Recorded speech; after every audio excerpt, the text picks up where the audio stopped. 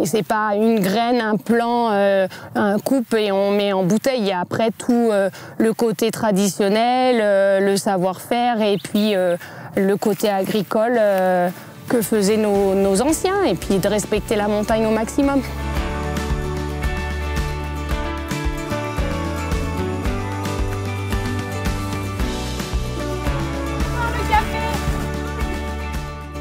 Donc une fois qu'on a pu trier nos graines et travailler sur nos premiers semis en plein hiver, au mois de mars on commence à faire lever les graines de génépi.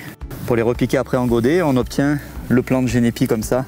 Et c'est ces plants là qu'on va repiquer ici en pleine montagne à plus de 2100 mètres d'altitude pour qu'ils puissent donner dès l'année prochaine les premiers brins de génépi. Le génépi Guillaumette on l'a créé en 2006 précisément, même si c'est quelque chose qui existe depuis les années 70 sur le village de Prapic. On a commencé là-bas en tant que restaurateur.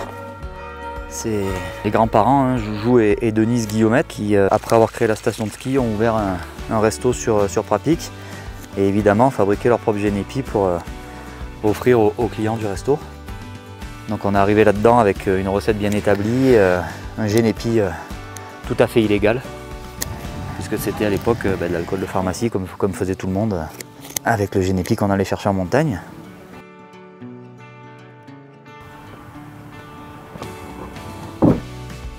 On commençait à nous demander où est-ce qu'on pouvait trouver du génépi de cette qualité dans le commerce, sauf que ça se trouvait pas.